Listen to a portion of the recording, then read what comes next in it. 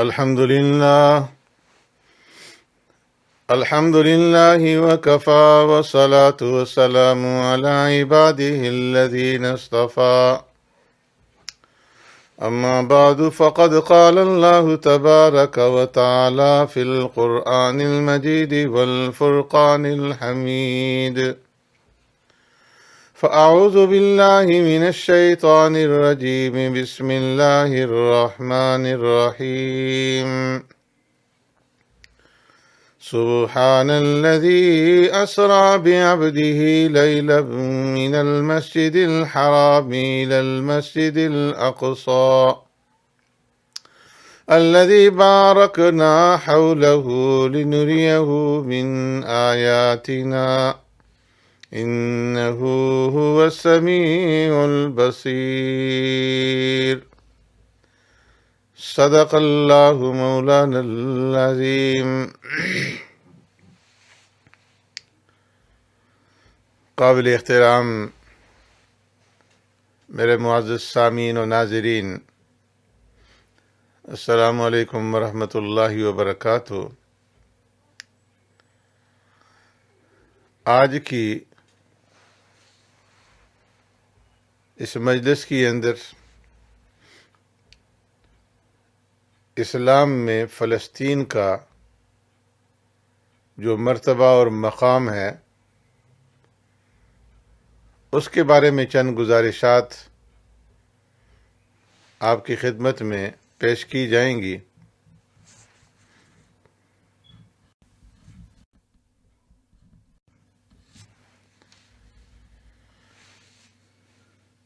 اسلام میں بیت المقدس کو عظمت اور بلندی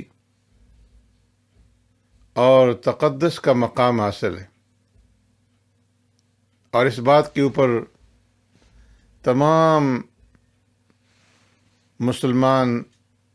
اور تمام اہل اسلام جو ہے وہ متفق ہیں،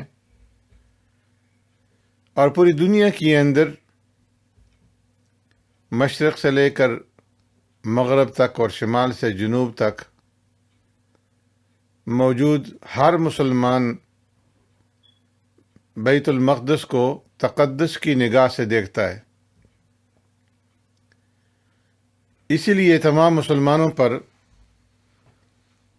بیت المقدس کا دفاع کرنا اور اس کے جو مقدسات ہیں ان کو پامال ہونے سے بچانا،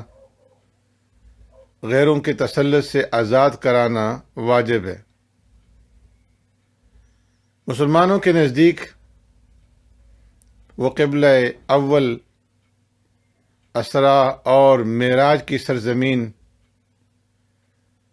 اور دینی مقام کے اعتبار سے تیسرا شہر ہے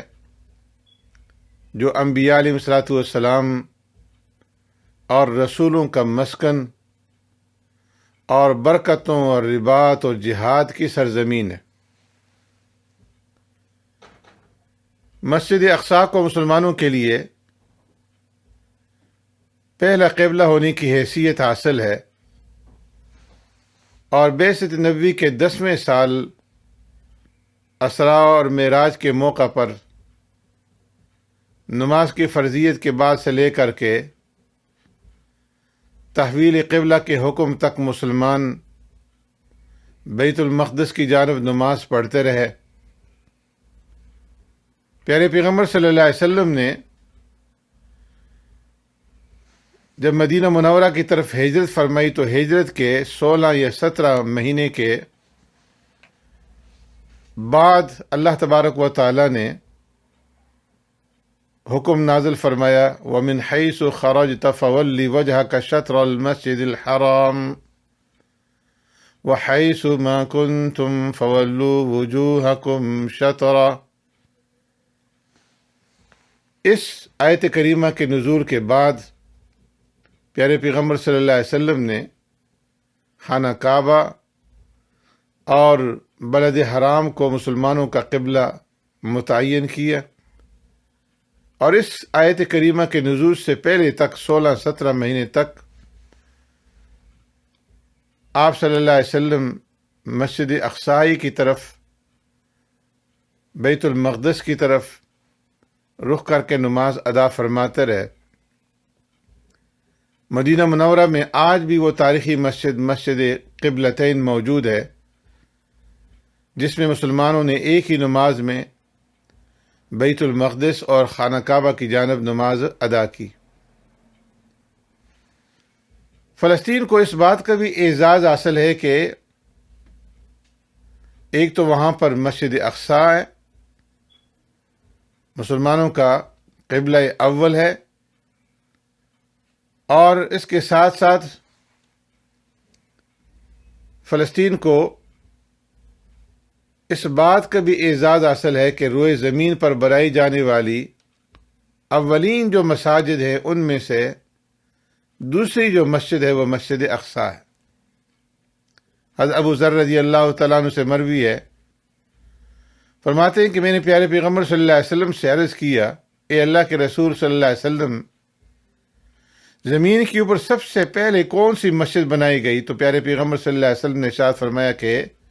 مسجد حرام۔ فرماتے ہیں میں نے دوبارہ عرض کیا کہ اس کے بعد کون سی مسجد؟ تو پیارے پیغمبر صلی اللہ علیہ وسلم نے فرمایا مسجد اقصی۔ میں نے عرض کیا ان دونوں کے درمیان کتنی مدت رہی، یعنی کتنا فاصلہ رہا بناوٹ کے اندر؟ تو پیارے پیغمبر صلی اللہ علیہ وسلم نے ارشاد فرمایا کہ 40 سال۔ اسی طرح ارض فلسطین کو جو مرتبہ اور مقام حاصل ہے، اس کی ایک وجہ یہ ہے کہ وہ اسراء اور معراج کی سرزمین ہے۔ اللہ تبارک و تعالی نے اس کو اسراء اور معراج کے موقع پر پیارے پیغمبر صلی اللہ علیہ وسلم کے لیے زمینی سفر کا منتہا اور معراج سماوی کا نقطۂ آغاز بنایا، اور اللہ تبارک و تعالیٰ کی مشیت سے اس سفر کا آغاز مسجد حرام سے ہوا، اور مسجد حرام سے زمینی سفر طے کرتے ہوئے آپ صلی اللہ علیہ وسلم بیت المقدس پہنچے۔ وہاں پر پیارے پیغمبر صلی اللہ علیہ وسلم نے تمام انبیاء علیہ الصلوۃ والسلام کی امامت کرائی۔ اگر بیت المقدس اس سفر میں مقصود نہ ہوتا تو مکہ مکرمہ سے براہ راست آسمان کی جانب سفر ممکن تھا، لیکن اس مقدس سرزمین سے گزرنا مقصود تھا، جس طرح کہ قرآن کریم کی نصوص سے ثابت ہوتا ہے۔ اسی طرح فلسطین کو اور القدس کو یہ مرتبہ حاصل ہے کہ 3 عظیم شہروں میں سے یہ تیسرا شہر ہے القدس۔ اس کو اسلام میں تیسرے مقام کا شہر ہونے کی حیثیت جو وہ حاصل ہے۔ مقام اور تقدس کے اعتبار سے پہلا شہر مکہ مکرمہ ہے، جس کو اللہ تبارک و تعالیٰ نے خانہ کعبہ اور مسجد حرام کے ذریعے سے شرف عطا فرمایا، اور دوسرا شہر اور دوسرا مقام مدینہ منورہ ہے، جس کو اللہ تبارک و تعالیٰ نے پیارے پیغمبر صلی اللہ علیہ وسلم کے وطن اور ہجرت کی جگہ ہونے کا شرف عطا کیا، اور مسجد نبوی اور روضہ رسول صلی اللہ علیہ وسلم کے ذریعے سے اسے مشرف اور مکرم بنایا۔ جبکہ تیسرے نمبر پر جو شہر ہے وہ القدس یا بیت المقدس ہے، کہ جس کو اللہ تبارک و تعالیٰ نے مسجد اقصی کے ذریعے سے بلند مرتبہ اور مقام عطا فرمایا۔ چنانچہ حضرت ابو ہریرہ رضی اللہ تعالیٰ عنہ اور حضرت ابو سعید خدری رضی اللہ تعالیٰ عنہ سے صحیح روایت سے منقول ہے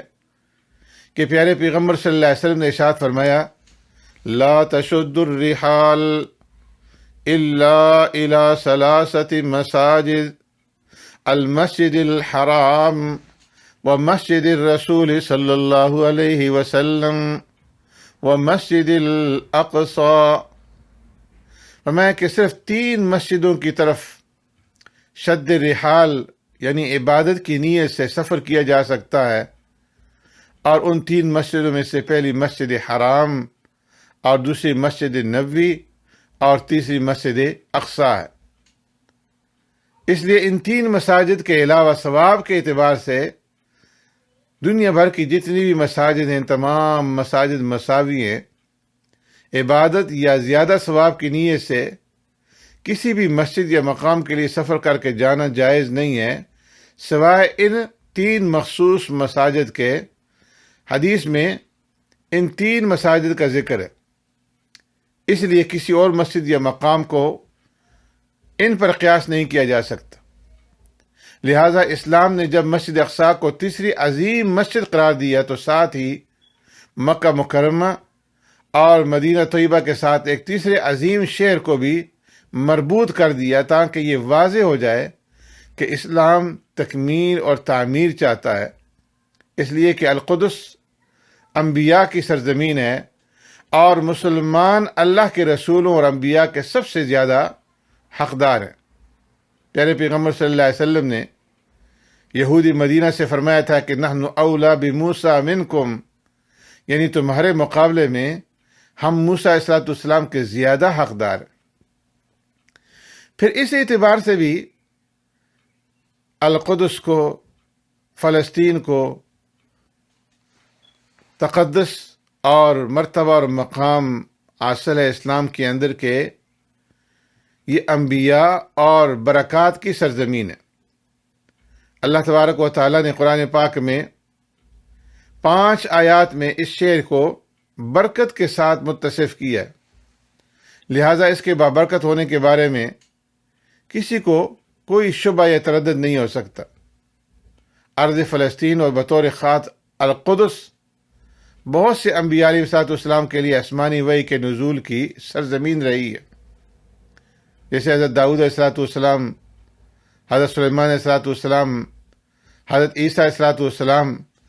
جنہوں نے اس مبارک سرزمین کی جانب ہجرت کی، حضرت ابراہیم علیہ السلام، حضرت لوط علیہ السلام کہ ارض فلسطین کی جانب ہجرت کے بارے میں ارشاد باری ہے وقال انی مہاجر الی ربی،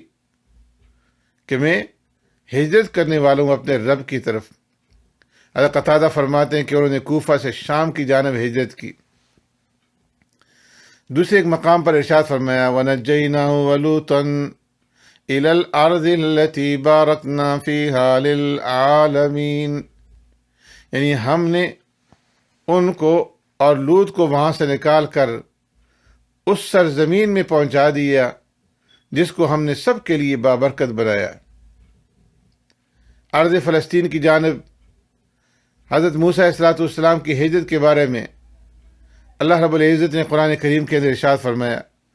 وَجَاوَزْنَا بِبَنِي إِسْرَائِيلَ الْبَحْرَ، اور موسیٰ علیہ السلام نے اپنی قوم سے مطالبہ کیا کہ سفر ہجرت جاری رکھیں اور ارض فلسطین کے اندر داخل ہوں۔ فرمایا یا قوم ادخلوا الارض المقدسۃ التي كتب اللہ لکم، اے قوم اس مقدس سرزمین کے اندر داخل ہو جاؤ جو اللہ تبارک و تعالی نے تمہارے لیے لکھ رکھی ہے۔ فرشتوں کا نزول صرف نزول وحی کے لیے نہیں ہوا، بلکہ اس سرزمین کو فرشتوں کی دائمی قیام گاہ ہونے کا شرف اور اعزاز بھی حاصل ہے۔ حضرت زید بن ثابت رضی اللہ تعالیٰ عنہ سے مروی ہے کہ میں نے پیارے پیغمبر صلی اللہ علیہ وسلم کو یہ ارشاد فرماتے ہوئے سنا۔ آپ صلی اللہ علیہ وسلم نے ارشاد فرمایا خوشخبری ہو شام کے لیے۔ صحابہ نے عرض کیا اللہ کے رسول ایسا کیوں ہے؟ تو آپ صلی اللہ علیہ وسلم نے ارشاد فرمایا اس لیے کہ اللہ کے فرشتے شام کی سرزمین پر اپنے پر پھیلائے ہوئے ہیں۔ معلوم یہ ہوا کہ فرشتے اس سرزمین کو برکتوں کے نزول کے لیے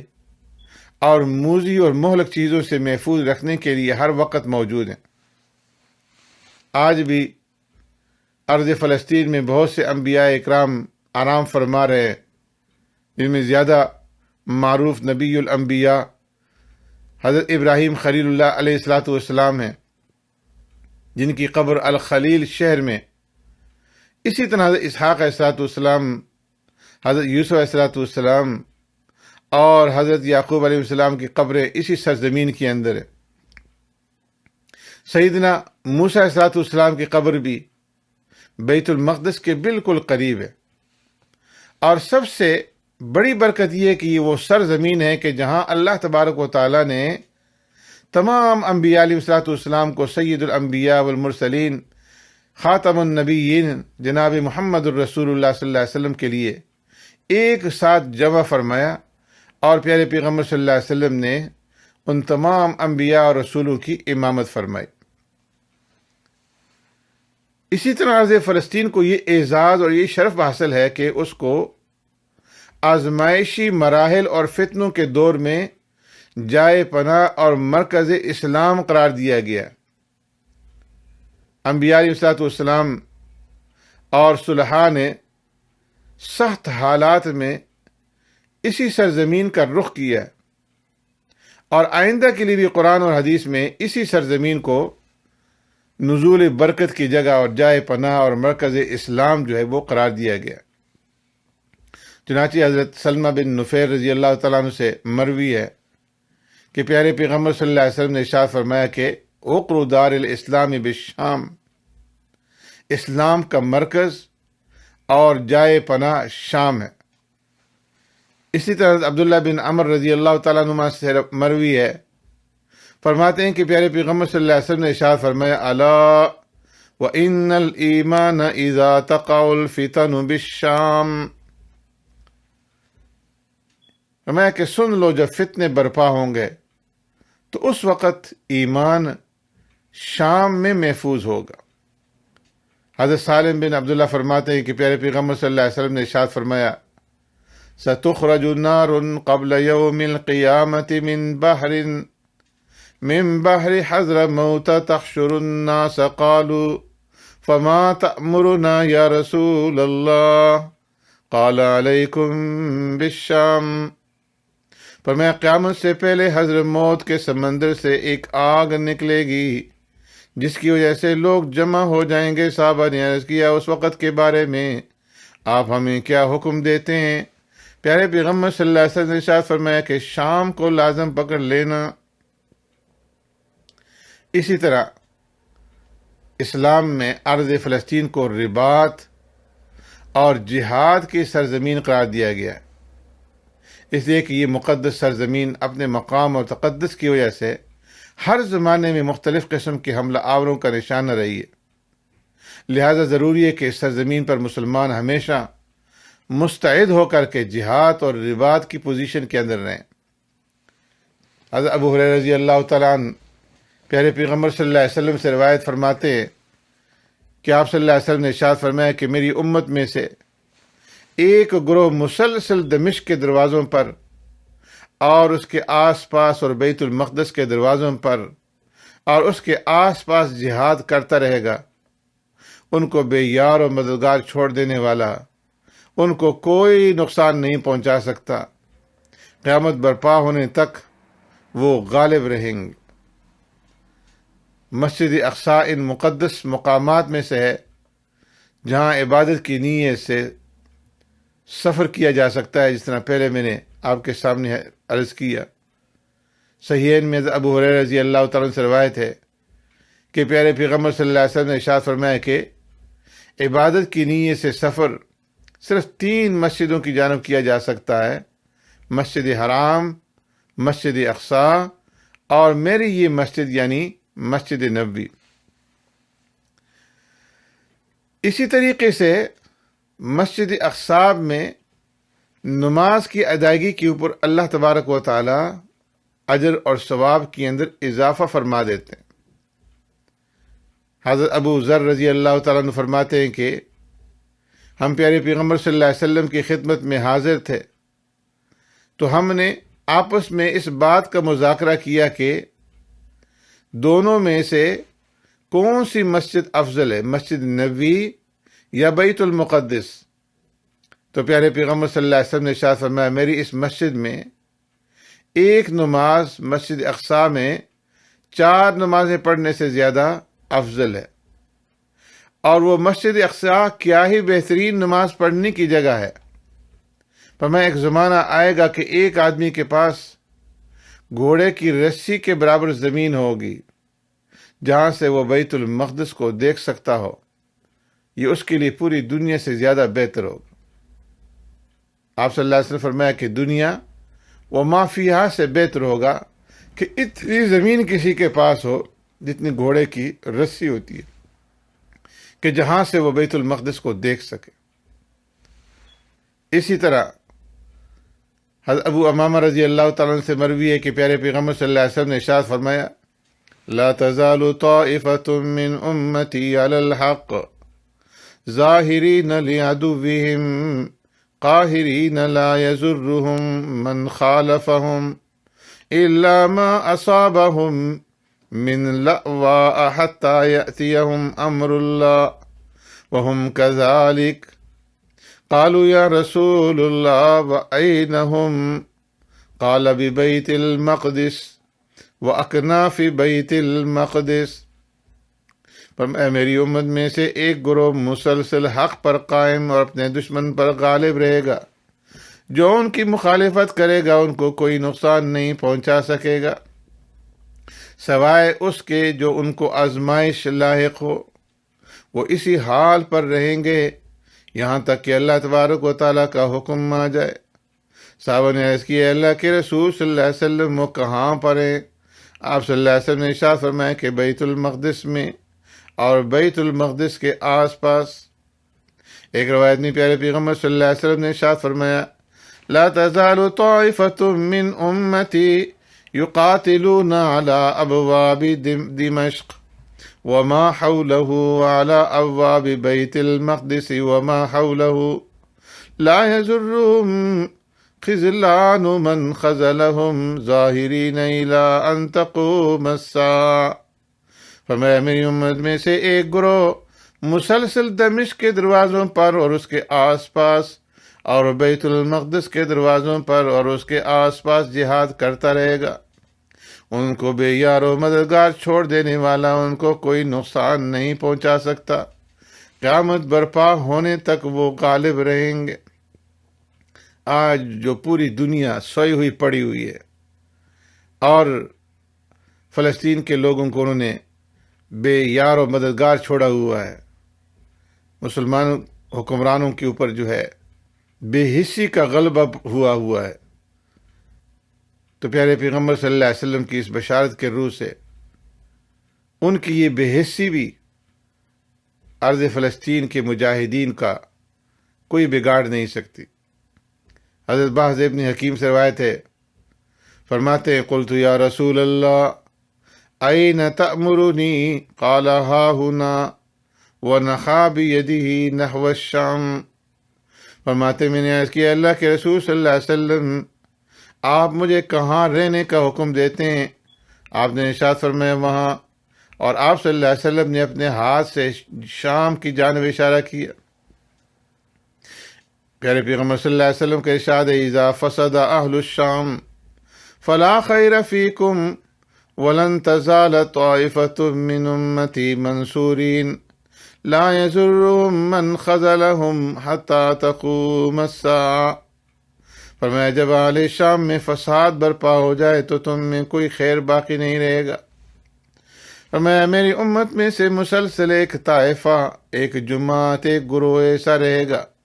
کہ جن کے ساتھ ہمیشہ اللہ تبارک و تعالیٰ کی مدد رہے گی، جو ان کو بے یار و مددگار چھوڑ دے گا وہ ان کو کوئی نقصان نہیں پہنچا سکے گا۔ حضرت میمونہ رضی اللہ تعالیٰ عنہ فرماتی ہیں، میں نے اللہ کے رسول صلی اللہ علیہ وسلم سے عرض کیا، ہمیں بیت المقدس کے بارے میں کوئی خاص بات بتا دیجیے۔ تو آپ صلی اللہ علیہ وسلم نے ارشاد فرمایا کہ وہ محشر یعنی حساب کے لیے لوگوں کو جمع کرنے کی جگہ اور منشر لوگوں کو دوبارہ زندہ کرنے کی جگہ ہے۔ تو قرآن کریم کی ان آیات اور پیارے پیغمبر صلی اللہ علیہ وسلم کی احادیث مبارکہ سے معلوم ہوتا ہے کہ سرزمین فلسطین اور مسجد اقصی بابرکت اور مقدس مقامات ہیں، اور ان کو اسلام کی اندر بلند مرتبہ اور مقام حاصل ہے۔ لہذا کسی مسلمان کے لیے جائز نہیں ہے کہ اس مسئلہ کو نظر انداز کرے یا اس کے مقام کو کم کرے۔ یہود کے ذریعے سے ہماری اس مبارک سرزمین کی توہین و پامالی مسلمانوں کے خطرناک ترین غلطیوں کا نتیجہ ہے۔ اس لیے ہر ایک مسلمان کو چاہیے کہ وہ فلسطینی مجاہدین کی حمایت کے اندر اپنی آواز کو بلند کریں اور اللہ تبارک و تعالی سے فلسطین اور ارض قدس کی آزادی کے لیے اور اس کی حفاظت کے لیے دعائیں مانگتے رہیں۔ سبحانک اللہم بحمدک نشہد ان لا الہ الا انت نستغفرک ونتوب الیک۔